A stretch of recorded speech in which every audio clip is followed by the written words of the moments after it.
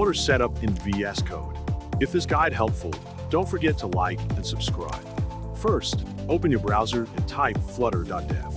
On the home panel, click the Get Started button located on the top right side of the screen. Go to the Download and Install section and search for the Flutter SDK bundle. After downloading the file, locate it and extract it to the C drive. Open Vscode on your computer, then go to the Extension section on the left side of the screen.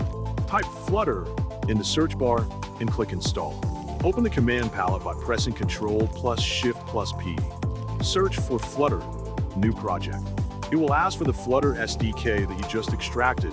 Click Locate SDK. Navigate to the location of the Flutter folder you extracted and search for the bin folder. Once you find it, click the Set Flutter SDK folder button. It will ask which Flutter template you want. Choose Application. After that, create a new folder for the new project and click Select a folder to create the project in. Click the Yes, I trust the authors button to enable all features for the project. To run the project, type Flutter Run in the terminal section and choose the device by typing its number.